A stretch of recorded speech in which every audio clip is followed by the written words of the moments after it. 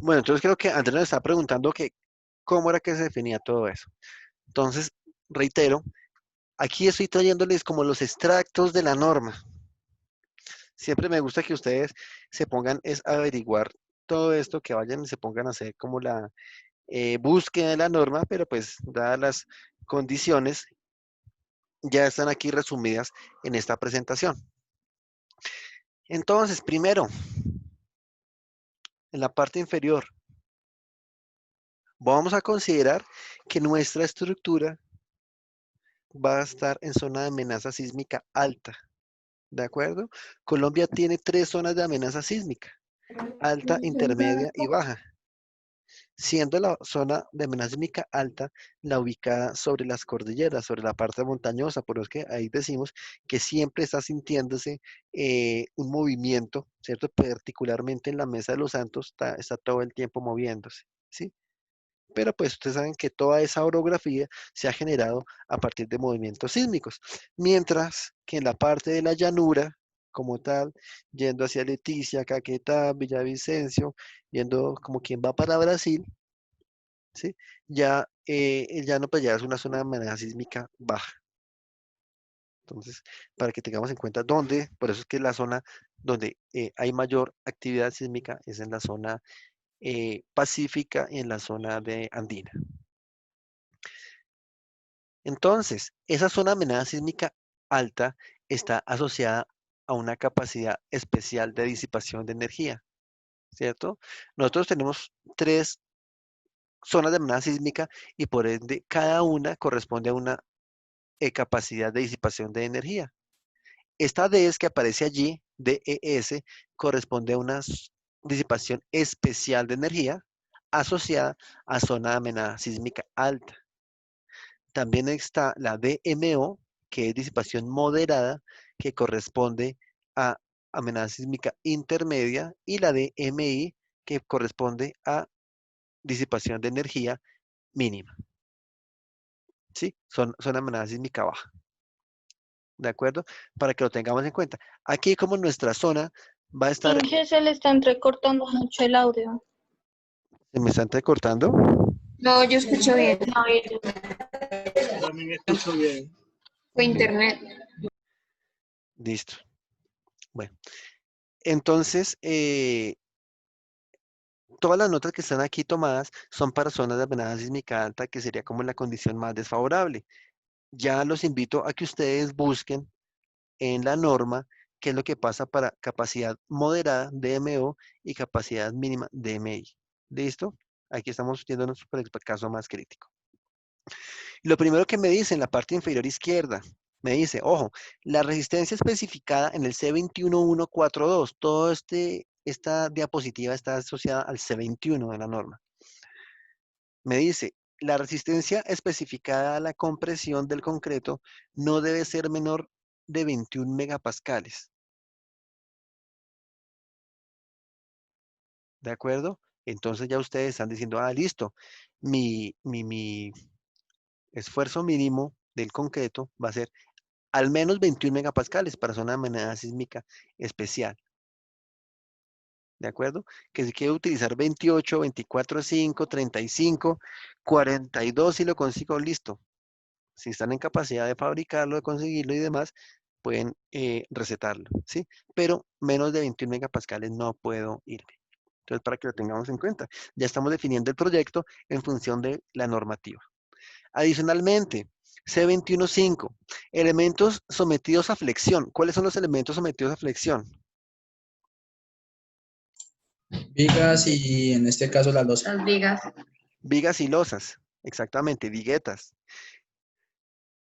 Elementos sometidos a flexión en pórticos especiales resistentes a momento. Nosotros estamos hablando que es un pórtico, ¿cierto? Tenemos un sistema aporticado con capacidad especial de disipación de energía, o sea que va a estar ubicado en zona de amenaza sísmica alta. Me voy a ir en particular al C21513, que me dice, el ancho del elemento BW para mis vigas no debe ser menor que el más pequeño entre 0.3 H y 250 milímetros. SH es la altura de la placa.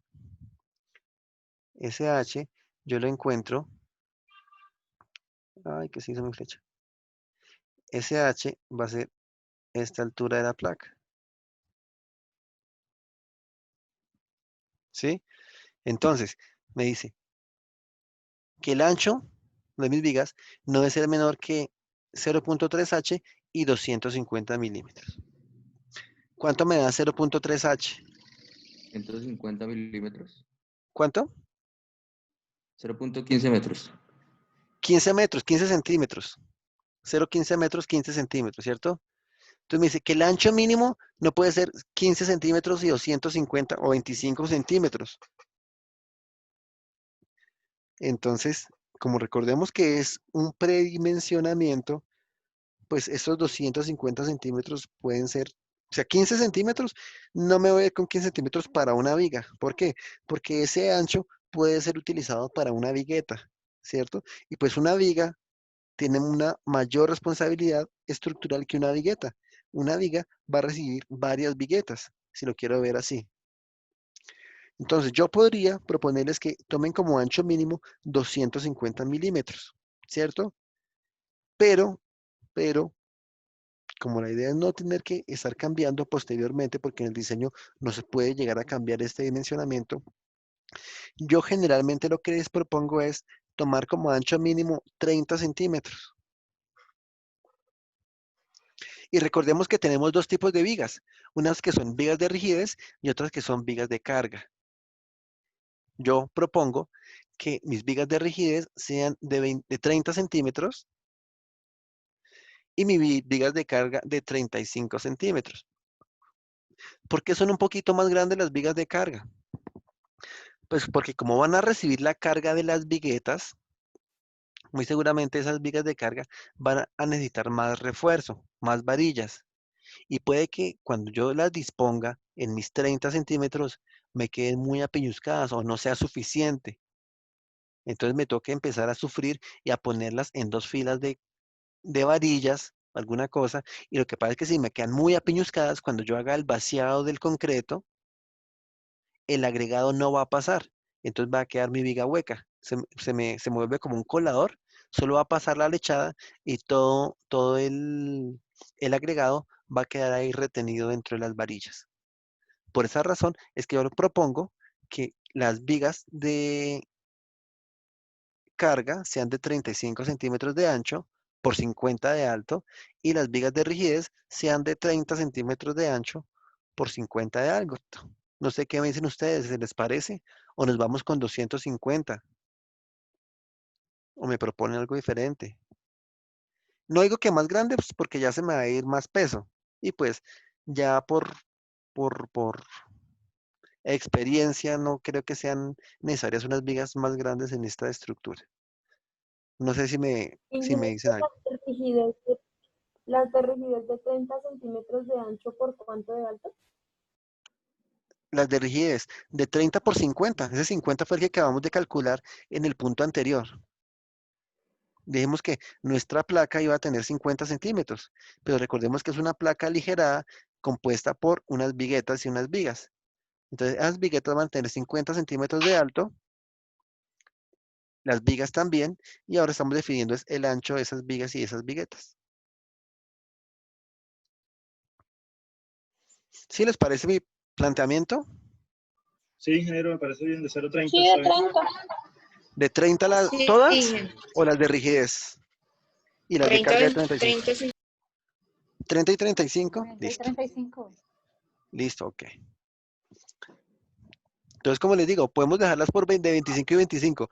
Y más adelante, cuando estemos diseñando, puede que nos toque ampliarlas. Entonces, como para ahorrarnos un dolor de cabeza posterior, por eso que la estamos dejando así. Listo, el C216 me dice, ojo, elementos sometidos a flexión y carga axial. ¿Cuáles son esos elementos sometidos a flexión y carga axial? Las Columnas. Columnas. Siempre las columnas. ¿Por qué? Carga axial, pues digamos que es más obvio, porque pues ya dijimos que la trayectoria de cargas que viene de las placas, la carga que viene de las placas baja las vigas y las vigas bajan las columnas como carga axial, ¿sí? Como cuando ustedes desarrollan ahí un cross y de las vigas les pasa a las columnas una carga axial, ¿sí? Pero adicionalmente se me van a generar unas cargas laterales. ¿Por qué? En una estructura, pues pueden ser cargas de viento, pueden ser cargas de sismo, pueden ser lo mismo que pasa en cross, que pues no tengo una estructura completamente simétrica en cuanto a condiciones de cargas, en cuanto a condiciones de rigidez. Entonces pues esa asimetría implica que se induzca una flexión en los elementos y unos desplazamientos, ¿cierto? Entonces voy a tener las condiciones de flexión y carga axial, de flexocompresión en pórticos especiales resistentes a momento con capacidad especial de disipación de energía, ya lo saben. DMO y DMI, por favor, lo revisan. A ver si podemos eventualmente optimizar nuestras secciones bajo ese tipo de, de zonas de amenaza sísmica. Y acá me voy a enfocar en el C21611, que me dice, este es súper bueno. La dimensión menor de la sección transversal, medida en una línea recta que pasa a través del centroide geométrico, no debe ser menor de 300 milímetros. Y las columnas en forma de TC o I pueden tener una dimensión mínima de 0,25 metros, pero su área no puede ser menor que 0,09 metros cuadrados. ¿Qué opinan ustedes?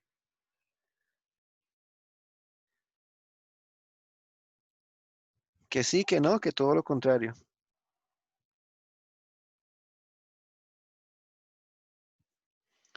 Yo sé que también lo están leyendo y va la cuarta vez que la leen y sigue siendo confuso. La dimensión menor de la sección transversal, medida en una línea recta que pasa a través del centroide geométrico, no debe ser menor de 300 milímetros y las columnas en forma de TC o I pueden tener una dimensión mínima de 0,25 metros, pero su área no puede ser menor de 0,09 metros cuadrados. ¿Se entendió, Natalia? Sí, ¿Qué es lo que sí. nos dice ahí eso? Pues digamos de que por decirlo así, cada columna, pues, digamos, no puede ser de 30 por 30 o un diámetro de 30, pero en caso tal de ser, digamos, de T, pues, digamos, tener, no sé, 10 por... ¿10 por qué? Eh, bueno, puede tener diferentes, como digamos, como tal, la forma como tal de esto, no necesariamente tiene que ser simétrica, por decirlo así. Bueno, ahí lo que nos dice es, ojo, una línea que pasa por el centroide. O sea, nosotros generalmente vamos a trabajar columnas cuadradas, rectangulares, cuando estemos así muy investigativos. Vamos a tener una T, una C, una I, ¿no? Pero generalmente vamos a tener columnas circulares o cuadradas, rectangulares. Dice que no debe tener una dimensión menos de 300 milímetros. O sea, el lado mínimo de una sección debe ser 30 centímetros. A no ser que tenga una forma de TC o I, ¿no? Si tiene una de esas formas, puede tener una dimensión mínima de 25. O sea, puede ser un poquito más cortico. Pero lo que indudablemente no puede pasar es que sea menor de su área de 900 centímetros cuadrados. ¿Cierto? O sea, en otras palabras, mi sección mínima para columnas, si le quiero hablar como rectangulares, va a ser de 30 por 30. Lado mínimo lo estoy cumpliendo, 300 milímetros. Y el área, 900 centímetros cuadrados, la estoy cumpliendo. ¿Sí? Ya ustedes si quieren ponerse a explorar con otro tipo de columnas, pues también pueden hacer. Y ya saben que el lado mínimo va a ser de 25 y ya empiezan a jugar con los otros lados para respetar el área. ¿Sí? Entonces tengámoslo en cuenta. Y adicionalmente abajo me dice la relación entre la dimensión menor de la sección transversal y la dimensión perpendicular, pues estamos hablando de unas columnas rectangulares, ¿cierto? No debe ser menor que 0,4. O sea que una dimensión no puede ser más del doble, si lo vemos así, de su dimensión inicial, de su dimensión perpendicular. O sea, yo puedo tener una columna de lado que tenga 50 y el lado perpendicular tenga 1 metro. Si ya me voy con 1,20, 1,30, ya supero esa relación de 0,4 y pues lo que pasa es que ya tiene un comportamiento como muro. Deja de comportarse como columna, carga axial, sino que ya su longitud empieza a incluir un papel importante dentro del comportamiento estructural. Entonces me comporta como muro y su evaluación, su trabajo se hace de una forma diferente. Entonces, para que lo tengan presente. De la misma forma, pues estamos diciendo que esto es un predimensionamiento. Podemos plantear nuestras columnas de 30 por 30 o incluso, si les parece, tengo unas columnas de 40 por 40. Sabemos que cuando evaluemos las cargas sísmicas y empujemos la estructura, la rigidez es dada también por la longitud y por la sección de la columna. El material, pues ya lo tenemos definido, es nuestra E. La I es la que estamos hablando ahorita, la inercia. Entonces podemos darle una mayor inercia para que tenga unos menores desplazamientos. Y la L, pues ya esa L está definida por nuestro proyecto arquitectónico. Entonces, si les parece acá, podemos tener unas columnas de 30 por 30 o de 40 por 40 para hacer la consideración respectiva de nuestro edificio. O sea, ya no nos vamos a ir con las que estamos planeando, con las que nos decían ahí el proyecto, porque puede que no funcionen, sino que vamos a evaluar cuál va a ser la dimensión final de nuestras columnas una vez podamos establecer los desplazamientos máximos. ¿De acuerdo? Entonces, ¿cuánto les parece 30 por 30? ¿40 por 40? ¿Cuánto 40 por 40, 40 ingeniero. por 40, ingeniero. 40 nos vamos de una vez, listo. Nos vamos con columnas de una. 40 por 40. Recuerden que es un predimensionamiento, arriba dice, predimensionamiento. Entonces ya tenemos dimensiones de vigas y tenemos dimensiones de columnas. Y ahora esta parte que es más interesante todavía.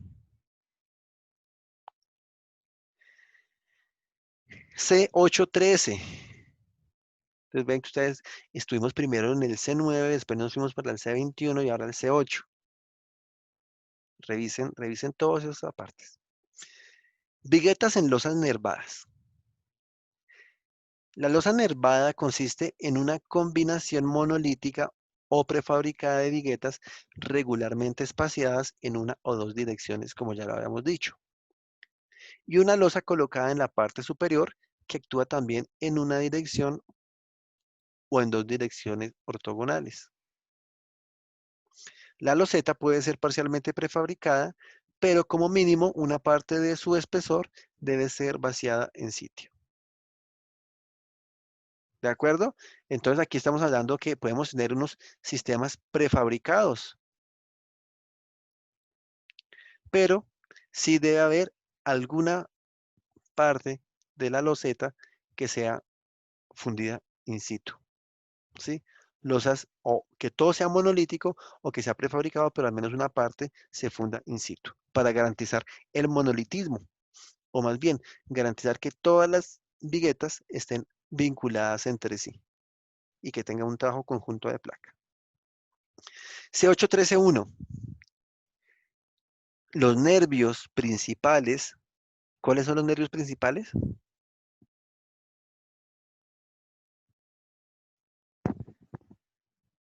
Las viguetas.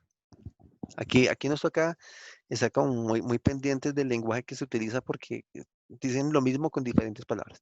Los nervios principales, que es lo que estamos hablando de las viguetas,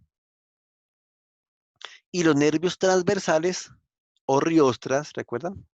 Que dijimos que las riostras eran perpendiculares a las viguetas, de las losas nervadas en una dirección no pueden tenerse en cuenta para efectos de rigidez ante fuerzas horizontales del sistema de resistencia sísmica.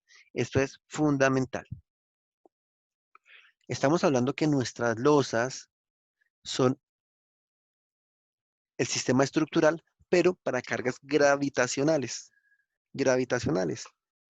Entonces, que no se tenga en cuenta su rigidez para el avalúo de cargas sísmicas. Indudablemente, cuando venga el evento sísmico, pues no es que desaparezcan las placas, ¿no? Las placas van a existir y su rigidez va a aportar, pero lo que nos está diciendo aquí la norma es, ojo, no las tengo en cuenta. Eso va a ser una seguridad adicional que nosotros vamos a tener cuando ocurra un evento sísmico. O sea, diseñemos nuestro pórtico, nuestro sistema estructural, de manera que por sí solo, sin contar con placas, esté en capacidad de resistir las cargas sísmicas.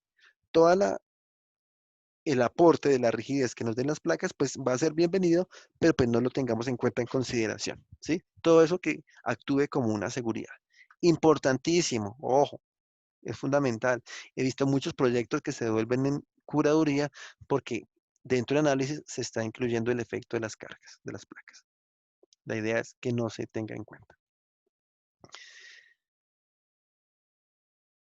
El elemento paralelo a la viguetería que enlaza las columnas, ¿cuál es el elemento paralelo a la viguetería que enlaza las columnas?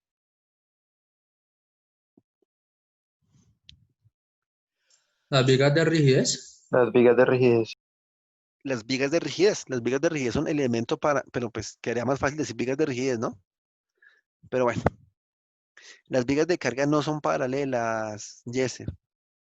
Las vigas de carga son perpendiculares a las viguetas porque son las que van a estar recibiendo las viguetas.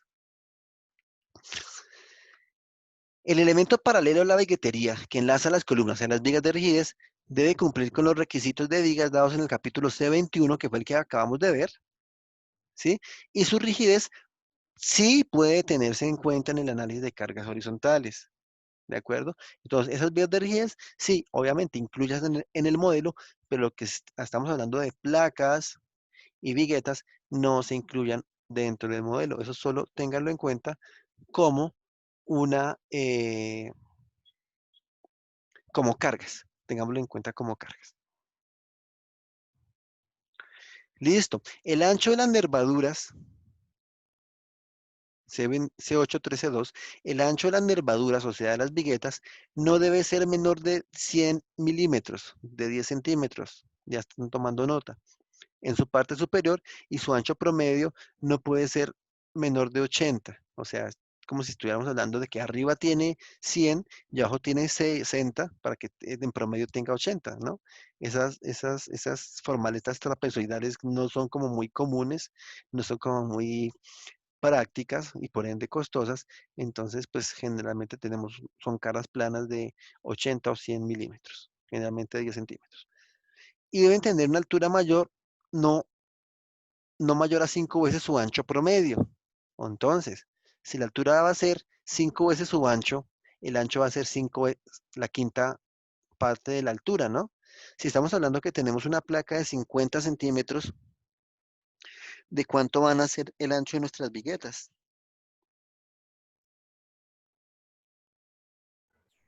10. 10 centímetros, la quinta parte. Perfecto. Pues estamos cumpliendo con ese requisito y adicionalmente vamos a estar cumpliendo con el de los 100 milímetros. ¿De acuerdo? Entonces, ahí yo voy a anotar que, pues ya por un lado tenía aquí una placa de 0.50 metros, ¿cierto? Y ahora vamos a decir que acá, que estas viguetas tienen de ancho 0.10 centímetros. Listo. C1813. Para losas nervadas en una dirección, la separación máxima entre nervios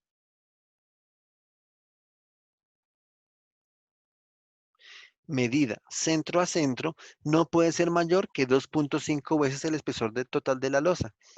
¿Cuánto es 2.5 veces el espesor total de la losa?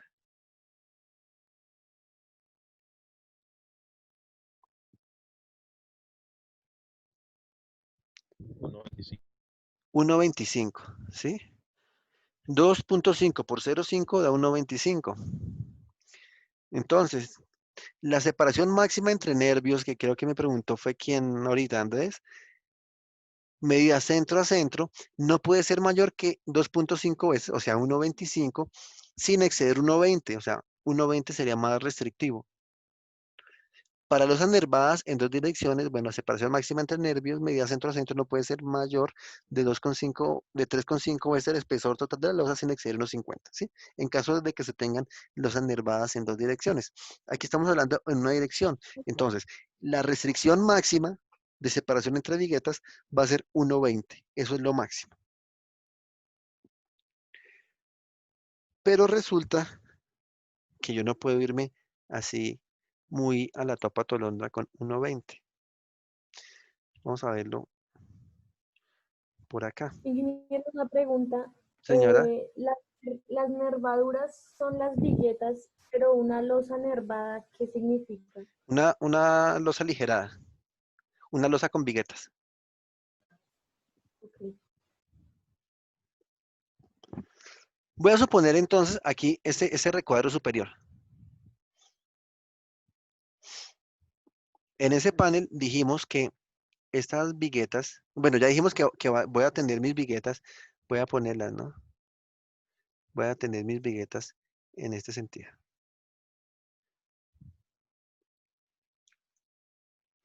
Y ahorita estoy preocupado es por saber cuánto va a ser la separación entre viguetas.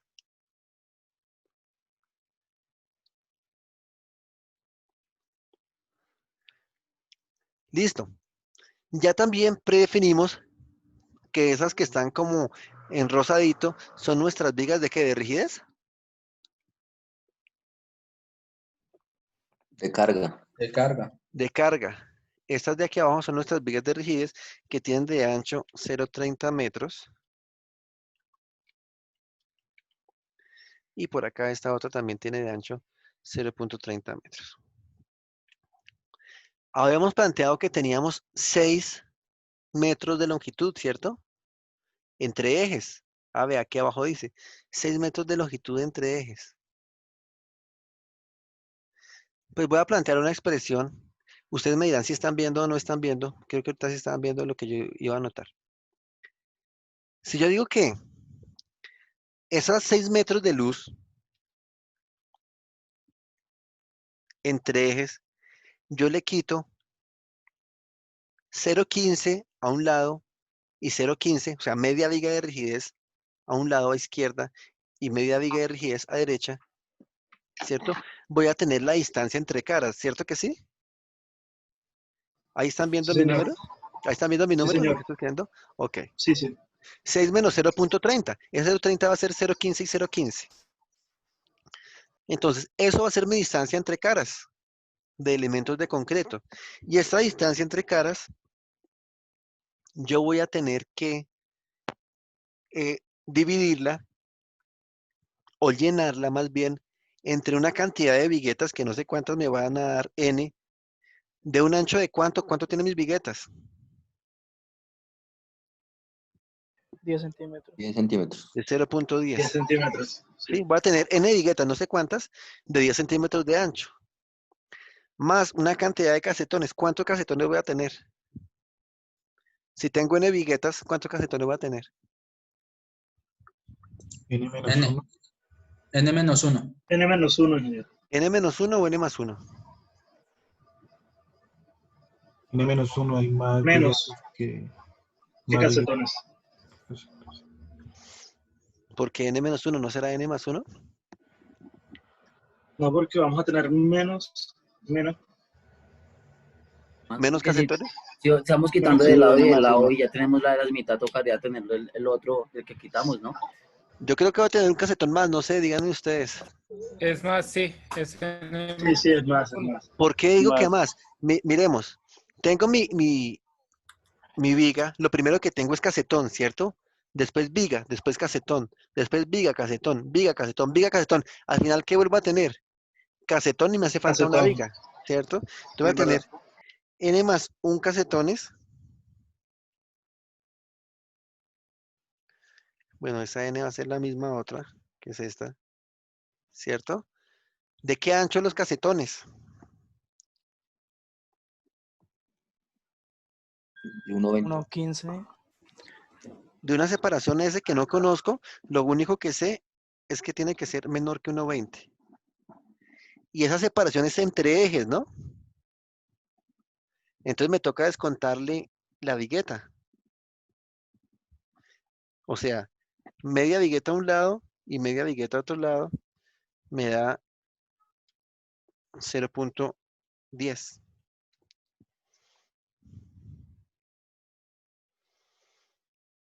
¿Sí? ¿Me siguen todos? Sí, Sí, señor. No, ese 0.10, media billete, como pertenece, ¿de dónde sale ese Sí, lo que pasa 0.1? es que la separación que estamos calculando entre casetones es esas separaciones entre eje y eje de casetón, de viguetas, ¿sí? Como aquí estamos diciendo que son anchos libres, entonces mi casetón ¿cuánto va a tener? Pues si entre eje y eje de vigueta va a tener S, 0.5. va a tener S, no, entre vigueta, ancho y ancho de vigueta, viéndolo por encima, va a tener una separación S, y le quito media vigueta a un lado y media vigueta al otro, voy a tener pues el ancho libre del casetón, la parte interna, ¿sí? O sea, voy a tener esta distancia. Voy a marcarla acá abajo. Voy a tener esta distancia del casetón, el ancho libre.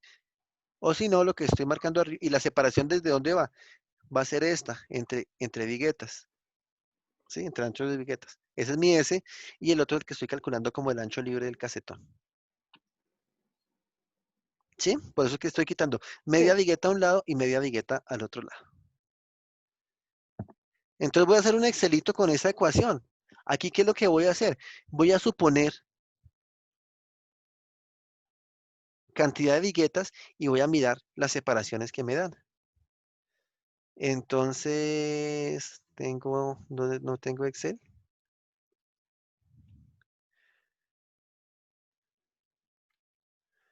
Ay, es que para ver parciales, horrible. Bueno, no, mentira, no les fue tan mal como pensaban. Así de mal nos veía, ingeniero. No, Todos aparecen en rojito. así de mal se veían ustedes. Yo los veía, yo los vi mejor, la verdad, lo que... Yo apostaba más por ustedes de lo que ustedes mismos apostaban.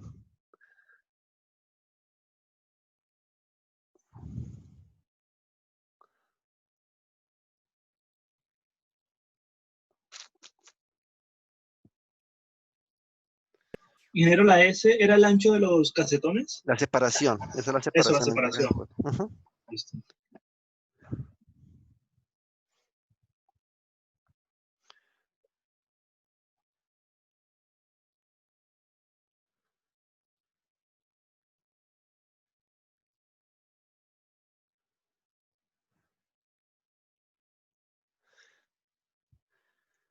Puedo programarme aquí en una hojita entonces, si yo supongo un número de viguetas, ¿cierto? Voy a obtener una separación.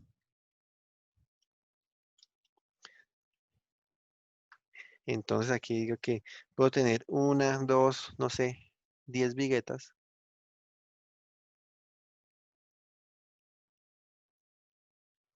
¿Cierto? Y la separación pues la obtengo de esta ecuación. Aquí tengo un sistema de una ecuación con dos incógnitas. ¿Qué hago cuando tengo una ecuación y dos incógnitas? Pues supongo una y obtengo la otra, ¿cierto? Una es dependiente de la otra. Entonces, la separación, ¿cómo me quedaría despejada?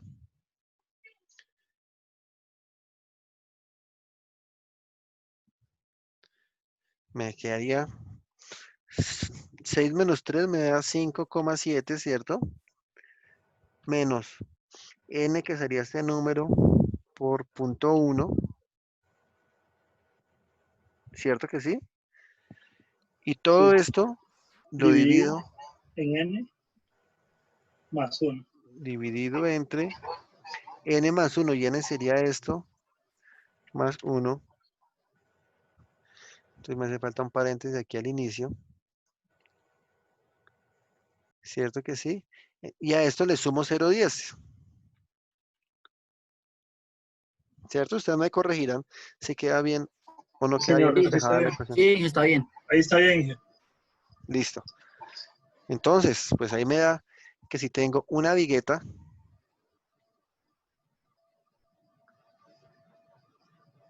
una separación en metros, ¿cierto? De 2.9. ¿Me sirve tener una vigueta? ¿Me sirve tener una vigueta o no me sirve tener una vigueta? No, No. ¿Por qué no me sirve tener una vigueta? 1.2. El límite, la separación máxima va a ser de 1,2. 2 viguetas. no, No. 2 viguetas todavía nada. 3 viguetas, separación de 1,45. no. 4 viguetas. No. Ahí. Sí, ahí está bien. Ahí, o sea, no es que esté bien. O sea, ahí estamos cumpliendo, ¿cierto? Pero puedo tener 5, 6, 7, 8, 9, 10, seguramente que sí. ¿Qué es lo que pasa si dejo esa luz muy amplia? Este 1.16 es muy amplio. Pues lo que les comenté hace un momento de nuestras fuerzas cortantes. Esto me va a convertir esa plaquita. ¿Dónde está? Esta plaquita que tengo aquí en la parte de abajo, si es muy amplia, la separación o el ancho del casetón, pues va a ser una viga doblemente empotrada, ¿cierto? La podemos considerar como una viga doblemente empotrada, pero con una gran longitud. Entonces, y con poquita altura. Entonces puede que tenga problemas de deflexión, puede que tenga problemas de corte. Entonces, por esa razón es necesario, pues, sí es bueno ya que estemos cumpliendo, pero tampoco dejarla tan larga, ¿sí? O si no, pues necesitamos tener una placa de mayor grosor. Entonces, desde este punto de vista,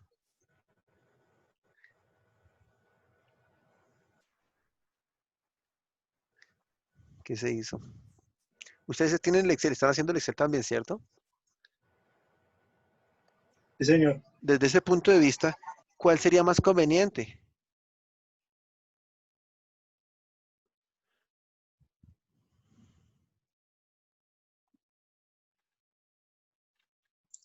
De 0,5, ingeniero. ¿De 0,5 o de 0,6? De 0,65, dice acá. Si tengo interna de 0,65, recuerden que esa es interna. Externa va a ser de 0,75. Si tengo esto de 0,58, o sea, 0,60, va a tener fuera 0,70, ¿sí? También podemos redondearla. Recuerden que esa S es interna. Entonces, ¿de cuánto creen que es conveniente?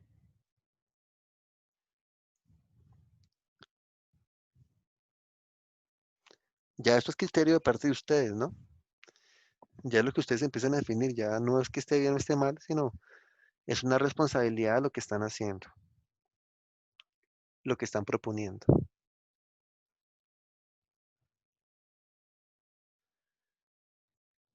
¿Qué se les ocurre? ¿0,60 está bien? Esto sería 0,60 para tener 0,70 entre ejes de columna, de viguetas. ¿Les parece bien?